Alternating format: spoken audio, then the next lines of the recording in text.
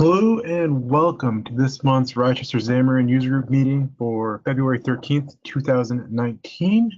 My name is Andrew Heffling, and let's get started. First, we would like to thank our sponsors, the .NET Foundation, for covering our cost of our meetup.com account and the other additional resources they provide of getting us connected to the .NET and the Xamarin community. Announcements. There has been quite a few things happening this month in the Xamarin community that I wanted to showcase this month. And one of the first big things is this month is Xamarin month. And there is a great website that is showcasing community blog articles that are just really great tidbits of different features in Xamarin and different how-to guides. And it's not just people over at Microsoft, it is community members that are writing all sorts of great articles. And you can go to this website that are going to be in the YouTube video notes, where you can go in and see all of the different articles. There is a great article by James Montemagno for starting about why he chooses Xamarin, and you can go through and look through some of these. One of the ones that popped up to me recently that I really liked a lot was this plug and play animations in Xamarin.Forms, and that's over by xamgirl.com. Some really nice UI effects with the buttons, and I really like reading that one personally.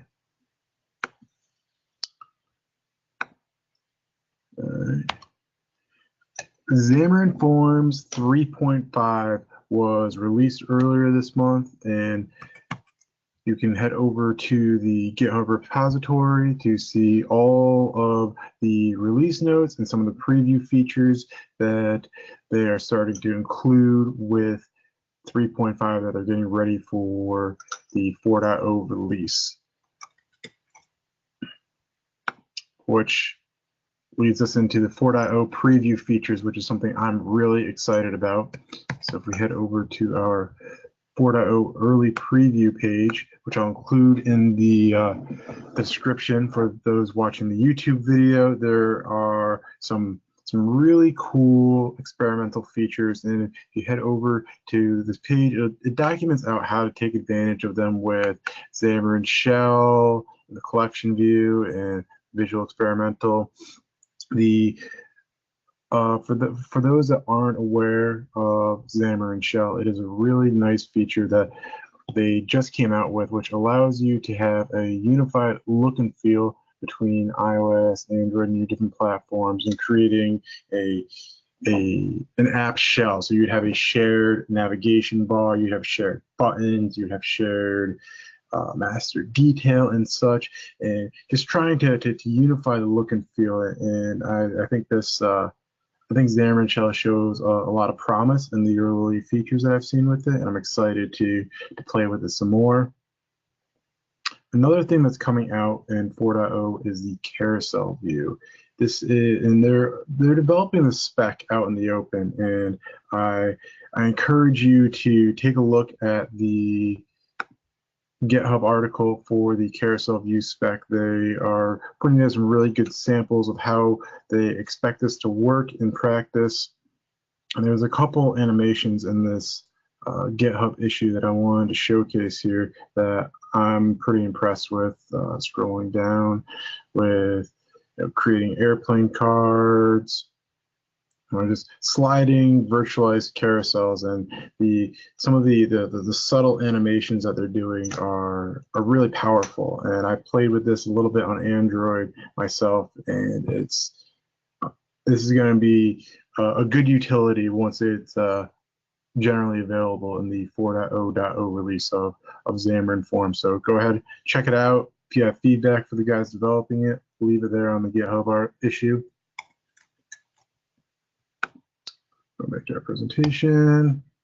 Just talked about Xamarin Shell, the carousel view spec, and App Center changes. This is something that I saw come up earlier this month, where the App Center team at Microsoft are starting to make changes for the next gen tools for App Center, and they are not just reaching out to community leaders and people that have used App Center, but they're also on GitHub talking about what they're doing, and they're responding to people right on their spec repository. So if you go to github.com/Microsoft/App Center, they'll get to the repository where they're documenting out all of the things that they're doing. They've been creating different issues to track what's going on, some of the new features, and submitting pull requests for specs that they're creating. And I've actually commented on a couple of these, and the team has been very responsive and to questions that I've had. One of the big things that I'm really excited for is the new offline sync and data services that they are putting together for App Center, and they're targeting it to be used with Cosmos DB in Azure, which I think is the right direction to be heading with that. And there definitely will be a lot of interesting things that we can start building with offline availability using a tool like Cosmos DB and the scalability that it has. The next announcement is the Xamarin Developer Summit has opened up their call for speakers, and that event is going to be taking place in July, and they're looking for the Microsoft and Xamarin MVPs to put in their presentation and see if they'll be invited to come out and talk. This is the first year that they're doing the Xamarin Developer Summit, and I'm excited to see what this event ends up being. I personally put in a couple of presentations for it myself, and it's good to see a Xamarin conference happening again, since there hasn't been one in a few years. On top of the Xamarin Developer Summit, there is Microsoft Build that is happening. Coming up, they've announced the dates and opening up the registration to go live. Microsoft Build will be happening from the 6th to the 8th in the Seattle area, and it's going to be at the Washington State Convention Center there. And the registration is going to go live February 27th. The thing that I found very interesting about Build this year is they've opened up a call for speakers external to Microsoft, and they're excited to see what community leaders have, what have they done, what technologies have they used, what solutions have they put together in unique ways to solve customer problems, and they're looking to see what people have done, and encouraging them to come talk at Microsoft Build, which is exciting. It's the first year they've done that. I was quite shocked to hear that, and excited to hear that they're getting more community engagement with that. Back to the presentation here. All right. So today's speaker is myself. I'm Andrew Heffling, and today I'm going to be talking about Xamarin app settings configurations for a Xamarin.Forms application. So I have a blog that goes with this talk that talks that if you are watching the video later, you can just follow the blog along with our live code demo, and the link will be there in the description as well. The idea here is you're building a Xamarin.Forms application, and you have different environments. You have a development environment, you have a staging environment, you have a production environment. You might have more environments than that if you're building out an enterprise solution. And it's very difficult to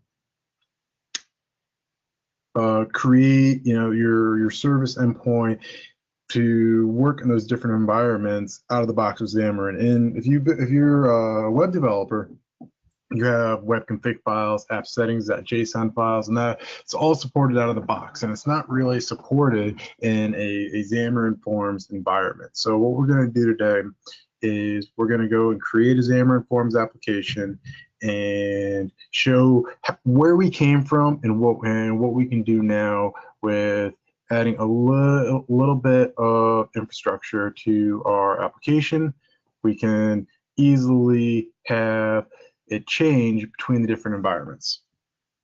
So let's get started. I'm going to go and create a new project here. And make sure I put it in the right folder.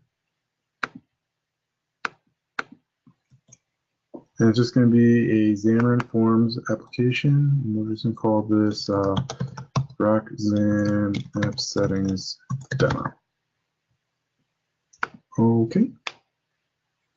And we'll just do an Android and iOS, and we're going to do a .NET Standard. If you're doing a shared project, the implementation is slightly different, and I'll point out the differences when we get there. All right. And this is going to scaffold out our project here for us. And the first thing that we're going to do is we are going to run our app, make sure that everything builds and we can deploy it out to our Android emulator. All right, cool. That all looks good.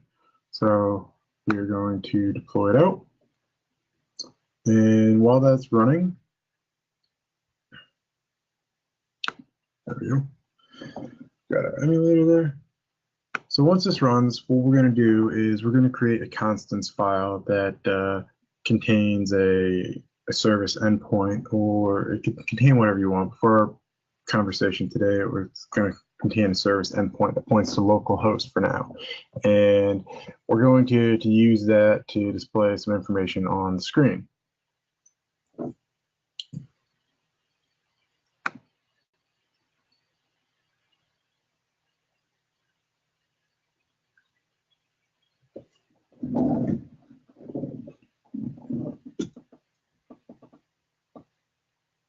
All right, so our Xamarin.Forms app has been deployed. That works. That's good.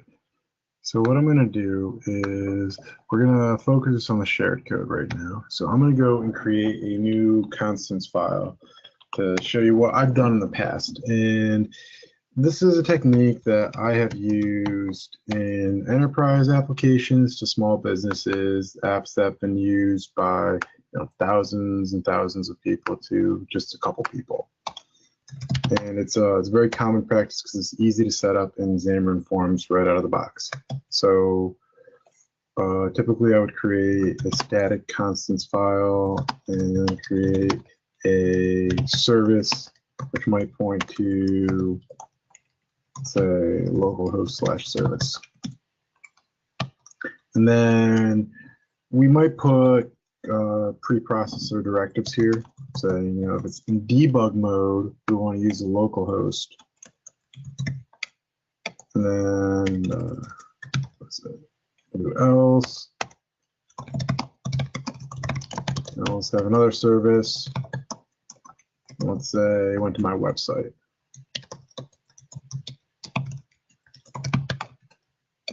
And then we do indef. So basically, if we swap this over to anything besides debug, we would be able to use the other service, and it would compile the code based off of the preprocessor directives in your build configuration. In a scenario like this, it's pretty easy to set up. It's lightweight, and it works. The problem that you start running into is when you have debug, you have QA, you have staging, you have user acceptance testings, you have production, you might have a pre-prod environment in some enterprises, and that's where you start running into problems. So what we're going to do is we're just going to render the name of our service onto the screen. So instead of welcome Xamarin.Forms, we're going to give this a name. We'll call this message, and then let's go right into the code behind, and I'll say message.text equals constants.service. So if I rerun this, we're just going to see localhost/service display on our mobile app. All right, so it's deploying out and our app's running now.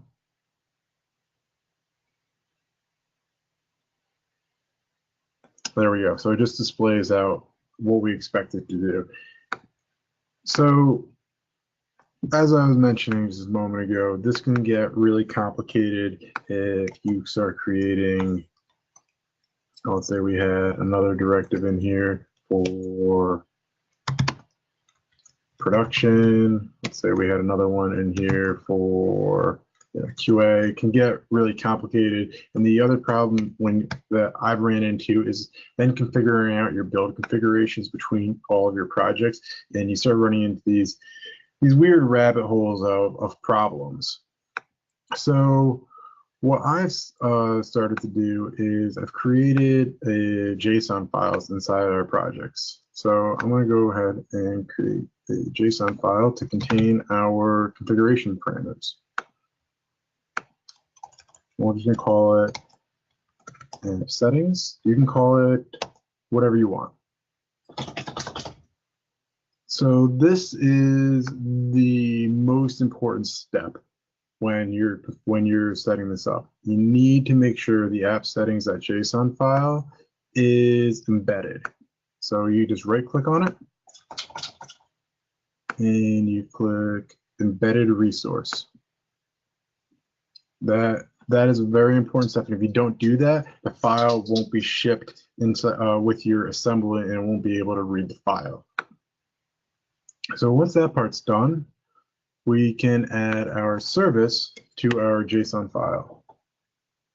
So let's call it service, and in our constants file, we just add localhost/service.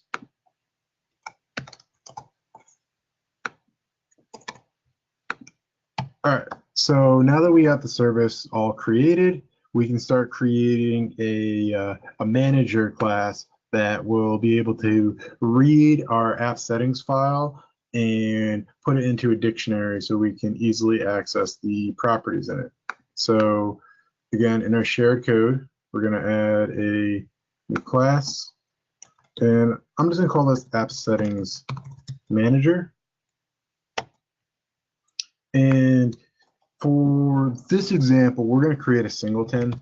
If you're using any type of dependency injection, I typically create it as an injectable interface. But for this, we're going to create it as a singleton, so it's just easy to access without any additional infrastructure in our application. So there's a couple things that we're going to need before we get started with creating this. You're going to need to include the Newtonsoft NuGet package. So let's go ahead and add that to our project.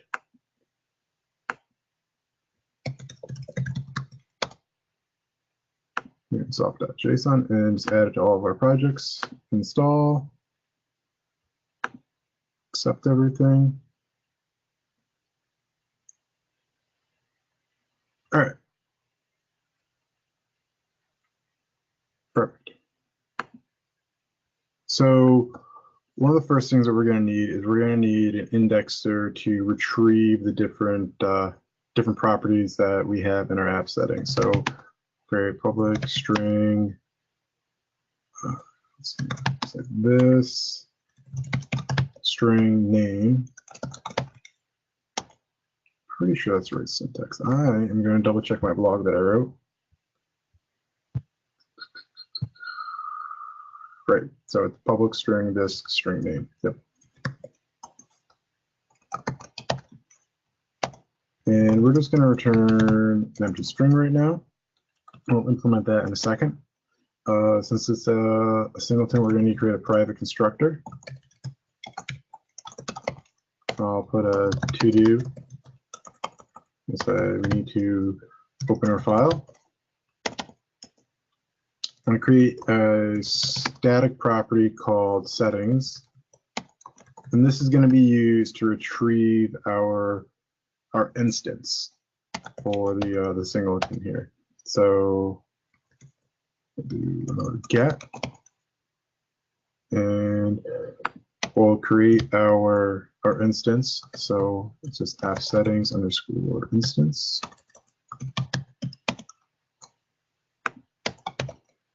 And the first thing we're going to do here is we're going to check if the instance, nope, I'm sorry. When we create our instance here, it's got to be static as well. Otherwise, we won't be able to access it over here. So let's see if our instance is equal to null. If it is, we're going to create a new instance of it. And then we return. All right, so now we got the code to wire up or to initialize our singleton here. And Jeff, yes, it's just us for the user group. No one else ended up showing, so I started before you joined to start recording the presentation. Feel free to ask any questions you might have.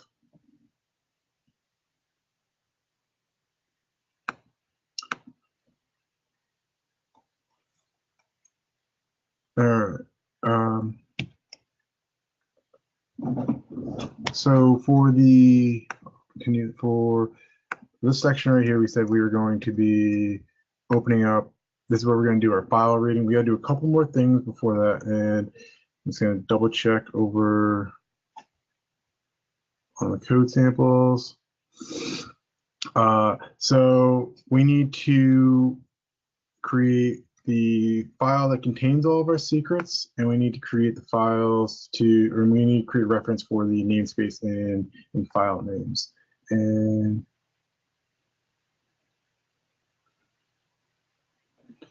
yes, so there's a couple of questions in chat that we're going to stop with real quick. They're sharing the blog post, and one of the questions is, are we meeting in a physical user group right now? No. Right now, Rochester Xamarin is 100% remote, so it's for people in the Rochester, New York area, or anyone else that wants to dial in. But right now, there's no physical meeting location, and just makes it a little bit easier for anyone to dial in from wherever they are.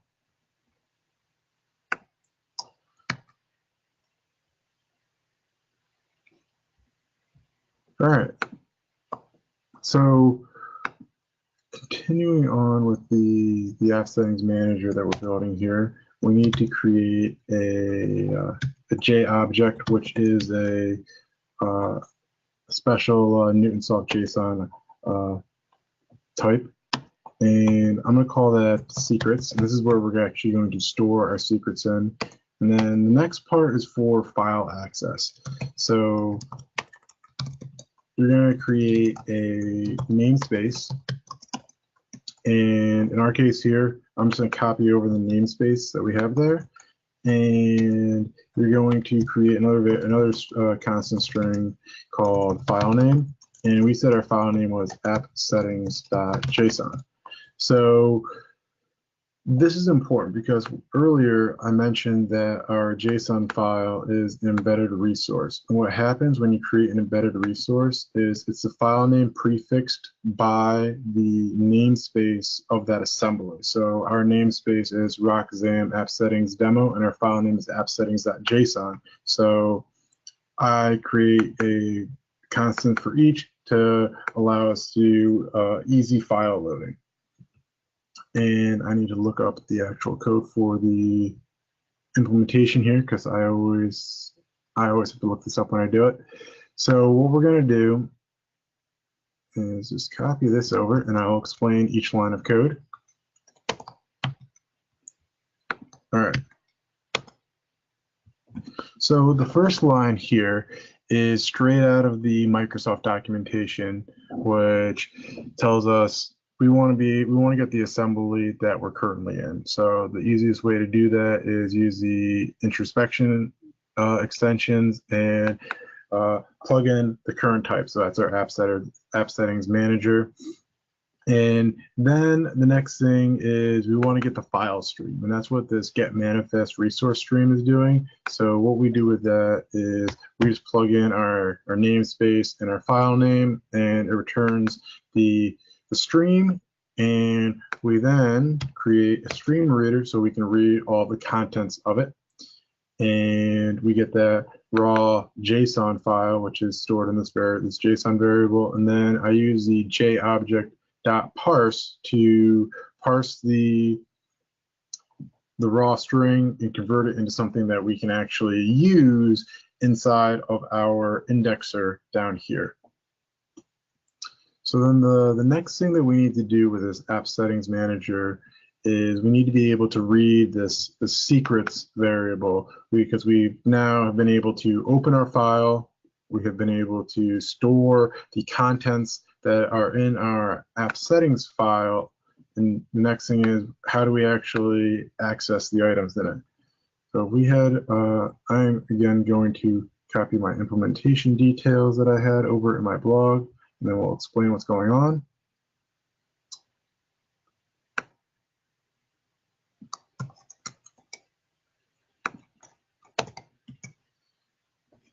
So what this code is doing now is it allows somebody to type in app settings manager settings, and we can say service, and that's going to return the value that's plugged in there.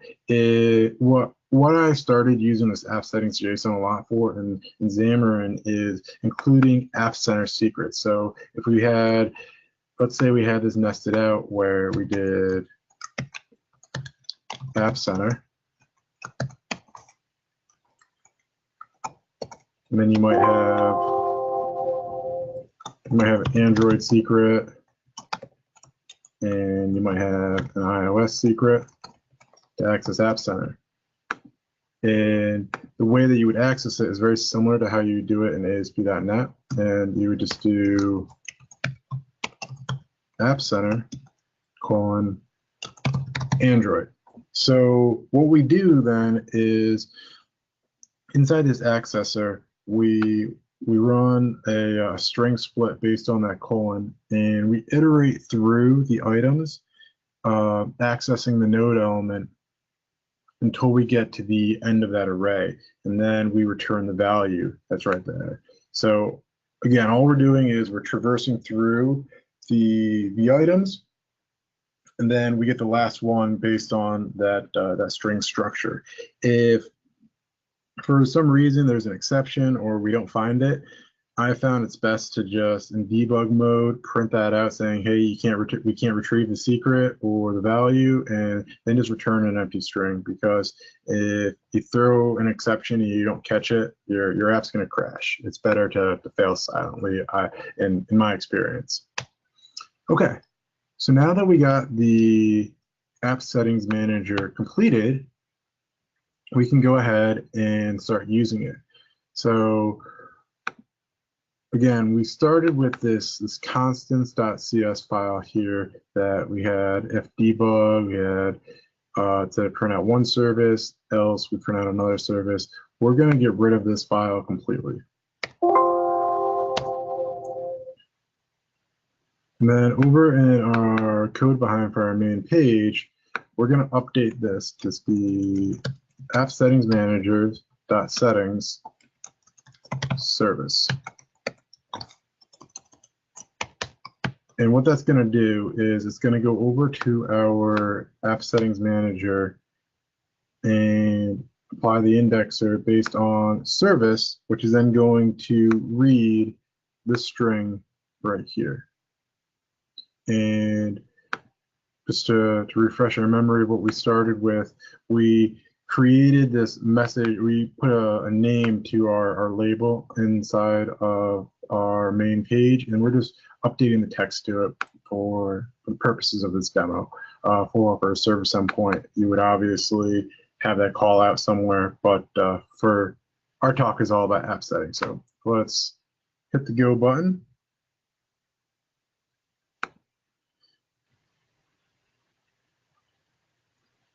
All right, cool. So now it's displaying localhost/service. That's what it was displaying earlier. Yeah, we did delete the constants file. So what we're going to do now, just to prove some things, is I'm just going to update this to say, say there was a service endpoint of andrewheffling.com/service. Doesn't really exist, but we can update that, rerun our application, and that's going to be printed out on the screen. And we'll deploy faster this time because it's the second time. There we go.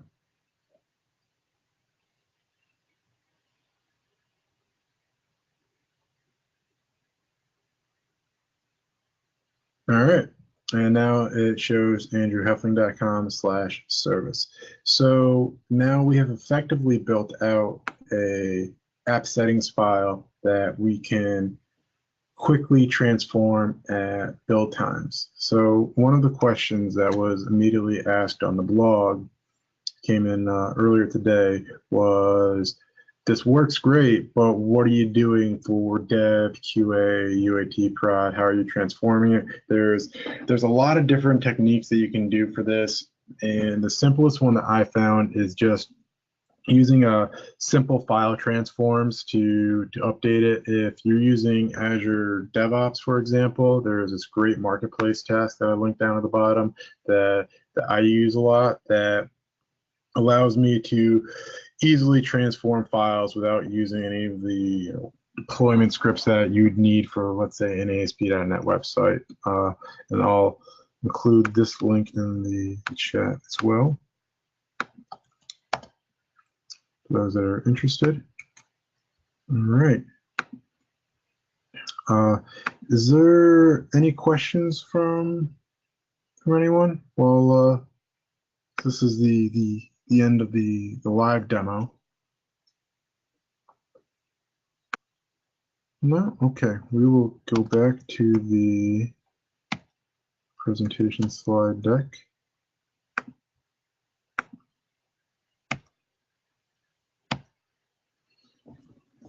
All right. Well, and that is the end today. This was a short one, and we're going to be meeting next month. It's March 13th, and it's going to be at 6:30 p.m. Eastern Time. We have a pretty exciting talk lined up where it's going to be all about using Rider to develop Xamarin.Forms and Xamarin applications, and we'll be announcing that probably later this week or next week. That's all for our meeting today. I want to thank you for coming to this month's meeting of Rochester Xamarin. For people watching the YouTube video, we'll see you next month, March 13th at 6:30 p.m. Eastern Time.